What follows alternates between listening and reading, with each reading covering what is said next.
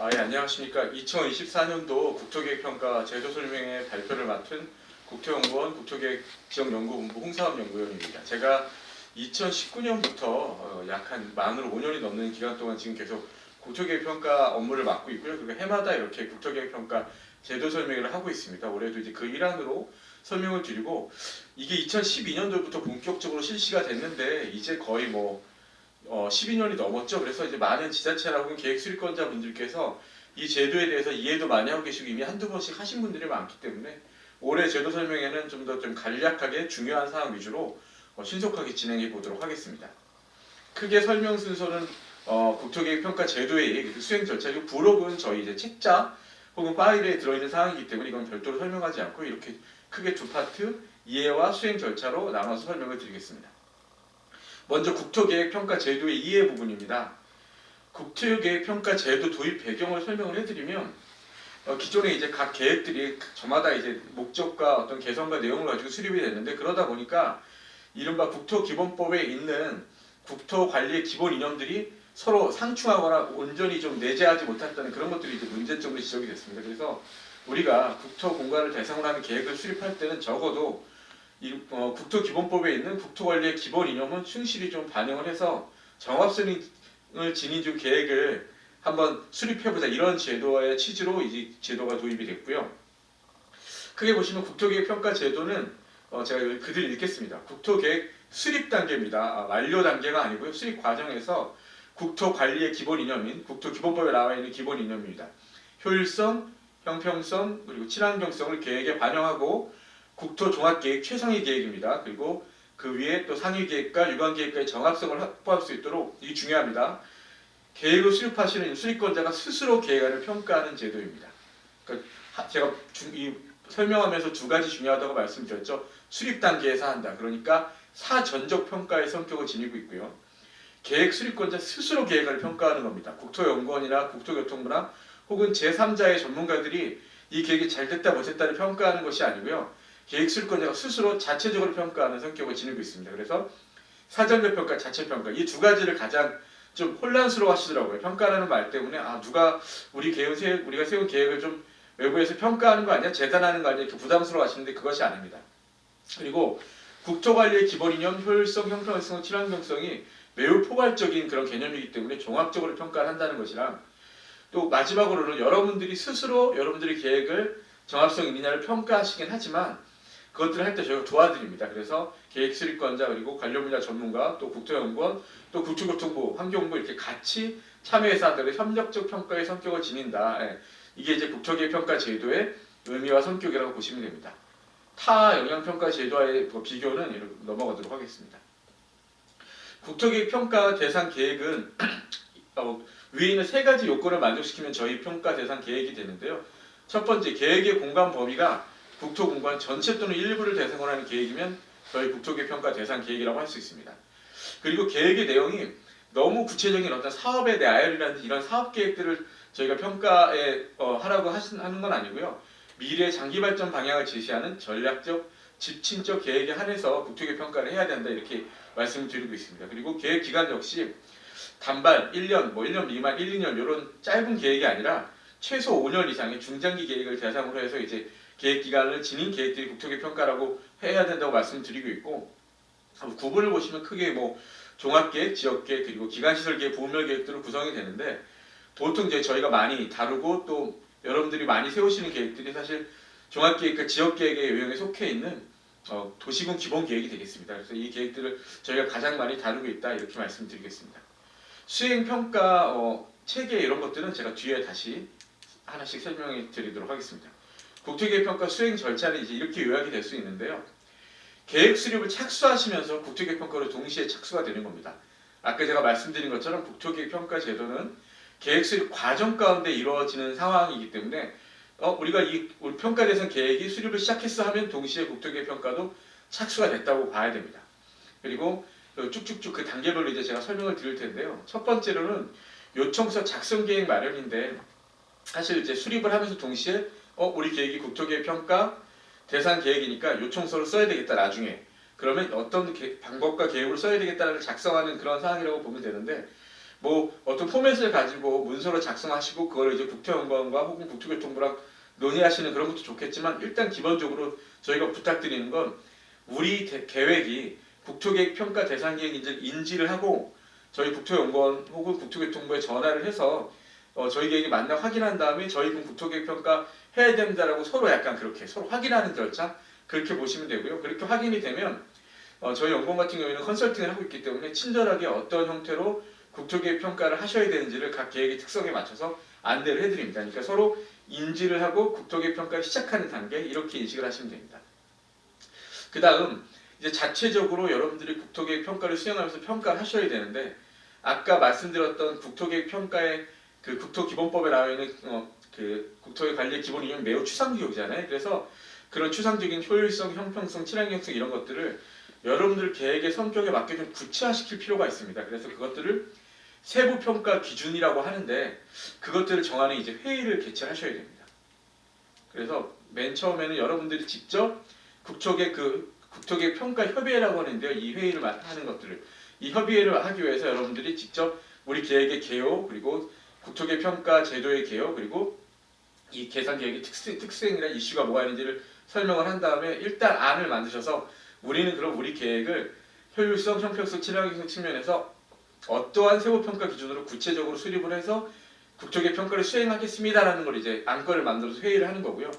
뭐 여러분들이 워낙 잘하셔서 자체적으로 뚝뚝뚝뚝 해서 하시면 좋겠지만 이때는 좀 공식적으로 회의를 하셔야 됩니다. 그래서 아주 초반에 하는 건 아니고요. 계획 수립의 진도가 3분의 1 혹은 중간 정도까지 단계 왔을 때 국토계획 평가 협의회를 구성을 하셔가지고 그 안건을 만드시고 계획 수립권자인 여러분 그리고 국토부 공무원 그리고 국토계획 평가를 담당하는 컨설팅 저희 연구기관에서 그리고 각 부문별 그 전문가분들이 각각 모이셔가지고 1에서 2회 정도 회의를 합니다. 그래서 그 회의를 통해서 여러분들의 계획에 맞는 세부평가 기준 그리고 범위 방법 등을 정하게 되어 있습니다. 이 회의를 꼭 하셔야 되니까 이건 피할 수 있는 절차가 아닙니다. 그래서 무조건 하셔야 된다라고 다시 한번 말씀을 드리고 이때 약간 좀 주의하셔야 될 부분이 뭐냐면 일단은 국토부 소속 공무원도 오시지만 특히 도시군 기본계획 같은 경우에는 여러분들이 속해 있는 그 지방청이 있습니다. 그 지방국토관리청 소속 공무원분들을 한 분 무조건 부르도록 하고 있고요. 또 하나는 이제 도시군 기본계획이 평가 대상 계획으로 마찬가지로 승인을 하고 있는 광역 도의 도시계획위원회 소속 위원도 한 분이 와서 이건 여러분들에게 되게 유리합니다. 왜냐하면 그 도시군 기본계획은 도에서 승인을 받는데 그때 승인할 때 이제 도시계획위원회 분들이 그걸 검토하시거든요. 근데 미리 이제 사전에 좀 보고를 하고 이슈를 파악하는 단계니까 그렇게 이제 하셔야 되고 또 하나 환경 측면에서는 무조건 환경연구원 또는 환경부 소속 공무원 1인이 회의에 참석하셔야 됩니다. 제가 이제 몇 번 경험했던 상황인데 갔는데 안 오시는 경우가 있어요. 그러면 회의가 성립이 안 됩니다.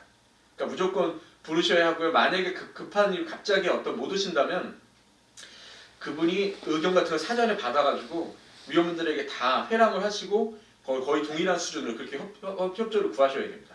그리고 또 하나는 이걸 뭐 너무 강박에 젖으셔갖고 오늘 다 끝내야 돼 무조건 결정해야 돼 이렇게 많이들 생각을 하시는데 그럴 필요는 없고요. 2회 이상 개최가 가능하기 때문에 필요에 따라서 여러분들 다 오셔가지고 한번 의견을 듣고 다시 한번 고쳐갖고 또 다시 회의를 열거나 혹은 서면으로 회의를 개최해서 그 세부평가 기준, 범위, 방법을 정한다. 이렇게 이해하시면 될 것 같습니다. 이 부분도 이미 많이 하셨고 또 하나 중요한 건 이것도 저희 센터 혹은 이제 담당하는 저희 김병환 박사라든지 저한테 연락을 주시면 저희가 친절하게 가이드하고 있기 때문에 걱정하지 않으셔도 되고요. 이건 제가 방금 전에 드렸던 말씀입니다. 균형적 국토발전, 경쟁력 강화, 환경친환적 국토관리 이게 이제 효율성, 형평성 그리고 친환경성이라는 되게 추상적 이념들인데 이것들이 이제 여러분 계획에 맞춰서 구체적으로 세부평가 기준 그리고 방법을 정한다 이렇게 보시면 되고 계획의 적정성이 하나 들어가 있죠. 그래서 계획의 적정성 같은 경우는 이 계획이 얼마나 적정하게 수립되고 있는지 특히 대부분의 평가 대상 계획이 되는 도시군 기본계획의 경우에는 인구 같은 것들을 저희가 좀 정밀하게 따진다 이렇게 보시면 될 것 같습니다. 이걸 아까 있던 얘기들을 다시 한번 이렇게 좀 말씀드리는 거고 이건 저희가 실제 이걸 하실 때 또 구체적으로 가이드를 드릴 테니까 이 설명은 좀 그만하도록 하겠습니다.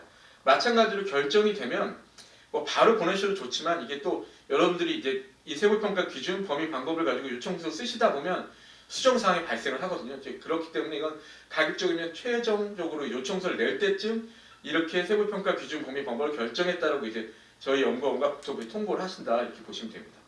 그리고 이렇게 세부평가 기준 범위 방법이 계획 수립의 중간 과정 가운데 국토계획 평가 협의를 통해서 결정이 됐으면 그걸 토대로 해서 계획이 마무리가 갈수록 이제 여러분들이 직접 우리가 어떤 식으로 국토계획 평가를 했습니다라는 요청서를 작성을 하십니다. 요청서 작성을 아까 정해진 세부평가 기준별로 그리고 거기에 나온 방법으로 작성을 하시는데요. 여기 있는 것들 뭐 굳이 제가 디테일하게 설명을 안 드리지만 하나 당부드리고 꼭 강조하고 싶은 건 계획 내용이 있는 걸 요청서에 쓰셔야 됩니다. 그러니까 무리하게 세부평가 기준을 뭐 확대해서 만들면 별로 계획에 다루지도 않는 내용들을 평가하신다고 하고 요청서에 쓰는데 요청서에는 그 세부평가 기준과 평가의 근거가 계획 내용으로 실리게 되는데 계획 내용이 별로 없으면 그 요청서가 매우 좀 빈약한 요청서가 되는 거죠. 그러니까 제가 말씀을 드리고 싶은 건 정말 핵심 사항 위주로 세부평가 기준을 고르시고 선택과 집중을 하셔서 요청서를 작성하시면 요청서를 작성하시는 계획 수립권자 분들도 편하시고 검토하시는 외부도 편하고 실제 계획 내용의 핵심만 요청서에 남기 때문에 또 되게 좋은 요약본이 만들어지는 그런 결과가 있거든요. 그래서 그렇게 좀 판단하셔갖고 선택과 집중을 하셨으면 좋겠다. 그렇게 판단을 말씀드리고요. 요청서 작성 방식은 뭐 서술 매트리스 체크리스트가 있는데 이건 이제 직접 알아서 선택을 하셔서 취사 선택하셔서 쓰시지만 중요한 건 매트릭스든 체크리스트든 그냥 표시만 하고 점수만 주고 끝나는 것이 아니라 반드시 왜 이런 평가 결과가 나왔냐에 대한 어떤 서술 형태의 논리적 근거를 지닌 문단이 들어가야 됩니다. 그러니까 기본적으로 다 어느 정도의 서술이 들어간다는 걸 좀 인지를 하셔야 된다는 말씀드립니다. 그리고 이렇게 요청서를 쓰시는 과정 가운데 초안도 좋고요. 중간 단계도 좋고 항상 저희 센터에 연락을 하셔가지고 한번 좀 검토를 맡으셨으면 좋겠어요. 그러니까 이거 뭐 돈이 드는 것도 아니고 저희가 일을 하는 부분이니까 계속 저희를 좀 괴롭히시고 보내신 다음에 이거 제가 잘 쓰고 있네 이렇게 하시면 저희가 친절하게 가이드를 해드립니다. 그렇기 때문에 이건 뭐 공식 절차를 통해서 혹은 비공식 절차라도 수시로 이메일이나 전화를 통해서 좀 의뢰를 하실 필요가 있고요. 가급적이면 또 이제 저희도 일하는 게 남고 여러분들도 좀 공식적으로 의견을 조회하셔야 되니까 가급적이면 공문 같은 걸 발송하신 다음에 보내시고 또 전화 주시면 저희가 친절하게 어떤 식으로 요청서를 쓰셔야 되고 현재 부족한 게 뭔지를 이렇게 다 말씀을 드립니다. 이제 끝으로 그럼 요청서가 다 됐다라고 하면 그걸 이제 제출하시죠. 제출을 국토교통부에 하는 거고요. 이렇게 하면 국토교통부가 그것들에 대해 요청서가 잘 되는지 못 되는지에 대한 이제 검토를 저희 국토연구원과 그리고 환경부에 보내서 2주간 그 검토를 하게 되고 또 이게 밀려 있고 또 접수한 다음에 보내서 2주 동안 소요가 되고 이렇기 때문에 국토정책위 심의까지는 여기 최소 3, 4주라고 했는데 요즘은 2달 이상 걸리는 것 같습니다. 그래서 계획 완료 수정을 언제까지 하겠다고 하면 적어도 2~3달 전에는 요청서를 어느 정도 완료하신 다음에 제출과 그런 시기들을 살피시는 게 좀 필요하다. 그리고 뭐 계획안과 이걸 어디로 보내고 이러는 것들이 여기서 써놓긴 했지만 그 당시에 또 물어보시면 저희가 친절하게 알려드리도록 하겠습니다. 이 다음부터는 이제 국토연구원과 환경부가 하는 일들인데요. 여러분들이 계획안과 요청서를 주시면 얼마나 충실하게 계획을 수립했고 그리고 국토계획 평가를 얼마나 충실하게 하셨는지를 이제 국토연구원과 환경부에서 약 2주간 각 부문별 전문가 박사님들이 다 붙어서 검토를 하시고 검토에 대해서 의견을 드립니다. 그리고 의견을 드리면 그거에 대한 이제 조치 계획을 여러분들이 내셔야 되고요. 이건 이제 국적 검토 사항 이런 것들인데 가급적이면 요즘 많이 나오는 것들이 뭐냐면 특히 환경 부분에서 최신 좀 자료를 써야 되는데 예전에 한 걸 가지고 그냥 쓰시는 경우가 많으세요. 그러니까 그게 왜 그러냐면 특히나 이제 도시공 규범계획 같은 경우에는 4, 5년씩 막 계획 수립을 하신 경우도 있거든요. 그러니까 중간에 뭐 시장이 바뀌거나 뭐가 이렇게 바뀌면 또 멈췄다가 또 그러면 모든 숫자들이 좀 옛날 걸로 좀 나와 있는 경우들이 많은데 그럴 때는 가급적이면 최신의 사항으로 이것들을 업데이트하기를 저희가 부탁을 드리고요. 또 하나 환경성부터 이런 것들은 이거 우리가 왜 해야 될지 좀 어려우시겠지만 그래도 최선을 다해서 그 관련 있는 환경성 검토에 관련된 근거 자료들을 찾아서 좀 첨부해드리기를 부탁을 드리고 또 하나는 이제 도시군 기본계획 같은 경우에는 여러 가지 인프라 계획들을 넣으시는데 거기에 지자체의 바램도 섞여 있고 또 국가 상위 계획이 없는 것들을 막 넣기도 하는데 그것들도 선명하게 구분하셔서 이건 상위 계획이 있는 거고 이건 자체 바람이 될 것들을 구분하셔가지고 꼭 계획을 수립하고 국토계 평가를 수행해 주시기를 말씀드리고 끝으로 이제 제일 어려운 부분들은 도시군 기본계획 같은 경우에는 인구입니다. 여러분도 뭐 많이 겪으셨겠지만 근거에 없는 지침 등에 위배되는 좀 과도한 인구는 저희가 좀 제어하고 좀 관리를 하고 있기 때문에 그것들은 요청서 검토나 이런 단계랑 별도로 계획 수립 중간 이후부터 저희 연구원 그리고 국토부랑 계속 이제 3자가 모여서 회의도 하고 조정을 하셔서 어느 정도 합의된 인구가 도출됐을 때 사실 저희가 요청서에 대한 제출이라든지 검토, 본격적인 절차를 시작하기 때문에 이 부분들을 좀 미리 인지를 하시고 저희에게 연락을 주셨으면 좋겠다. 이렇게 말씀을 드리겠습니다. 뭐 그 이후에는 이렇게 심의를 또 국토정책위원회 하고요. 요즘은 대면 심의를 매달 하고 있기 때문에 오셔서 또 발표도 하시고 또 대외 전문가분들에게 또 계획에 대한 의견 그리고 국토계 평가에 대한 그런 검토에 대한 의견 같은 것도 들으시니까 그것들을 듣고 그 다음에 이제 심의를 하신 다음에 심의로 끝나는 것이 아니라 이제 심의하고 또 검토 결과 이런 것들을 저희가 다 드리거든요. 그러면 거기에 대해서 여러분들이 조치 계획을 수립을 하셔야 됩니다. 그래서 국토정책위원회 심의 그리고 국토계획평가 요청서 검토 결과에 대한 의견들에 대해서 우리는 어떤 식으로 조치하겠습니다라는 조치 계획들을 저희한테 주셔갖고 그걸 저희한테 내야지 이제 최종적인 절차가 여러분들 입장에서 끝난다 이렇게 말씀드리겠습니다.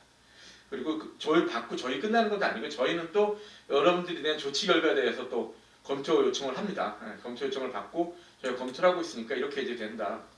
핵심 사항을 안내를 이제 마지막으로 좀 다 반복된 얘기지만 다시 한번 잔소리처럼 여러분에게 드리면 인구에 가는 게 가장 많은데요. 인구를 무조건 좀 저희랑 여러 번 그리고 국토교통랑 여러 번 협의를 해서 완료하실 필요가 있고요. 또 하나는 공청회 전에 인구를 저희랑 미리 협의를 하셔야 됩니다. 제일 난감한 경우가 우리 이 인구를 공청회 했는데 그렇기 때문에 여러분 뭐 국토부나 혹은 국토연구원에서 이렇게 얘기해도 저희 인구 조정 못해 이렇게 되면 저희가 국토계 평가 요청서 접수하지 않고요. 여러분 공청회 다시 하셔야 됩니다. 그러니까 가급적이면 미리 서둘러서 인구를 어느 정도 협의하신 다음에 확정된 인구를 가지고 공청회를 하시기를 좀 말씀을 드리고요. 또 하나는 저희가 국토 모니터링이라는 제도를 국토교통부랑 연관해서 하고 있기 때문에 그 거점 결과를 활용해가지고 국토계획 평가라든지 공간구도 수립할 때 죄송합니다. 좀 쓰시라 이렇게 좀 저희가 가이드를 드리고 있고 계획안 초안이 작성된 시점에서 이제 어떻게 이건 다 그런 겁니다. 여러분들이 모르고 있다가 좀 급박하게 마련해서 국토계획 평가 협의를 하거나 요청서를 작성하면 내용도 어렵고 오히려 더 지난한 시간들이 좀 발생하기 때문에 미리 협의 안건 같은 거 우리 해야 되니까 뭐 해야 되나요?